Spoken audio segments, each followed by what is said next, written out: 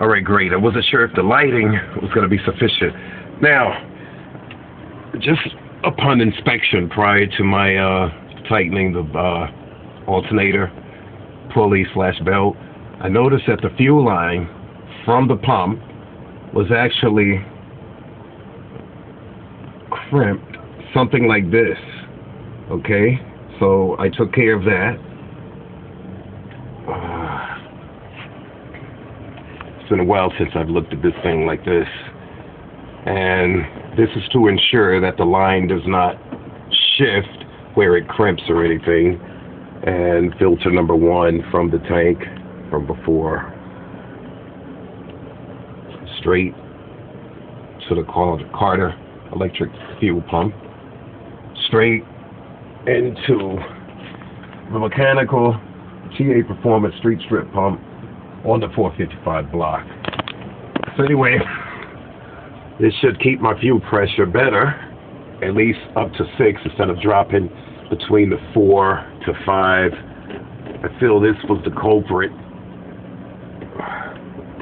No more crimping here, no crimping. This is the factory setup that's still there. And I just have the single feed 3/8 into the electric Carter pump, turning into 1 inch or the half inch. I'm so sorry, half inch all the way.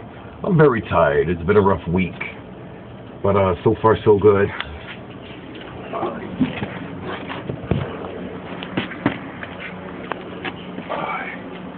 See what's going on. Oh, this is for later. And this goes back. Well, this goes to I said Pep Boys, and I get my $5 back for that. That's my toolkit I got yesterday. Something here. I want this to say it's 6 PSI. And this goes back home. I didn't really need it. So next, let's see. That's 1. There's the alternator. This is the power steering.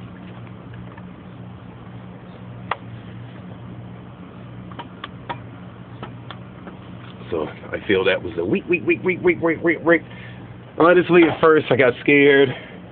Thought it was a bearing in the motor, but the sound's not from the motor. It's either one of these belts / pulley setups. Anyway, I'm gonna change the oil and put the new filter. Probably Monday, my day off. This weekend I work, but so far so good. Well, as a matter of fact, let me get ready to get this thing taken care of. But anyway, so far so good. Let me get back to work.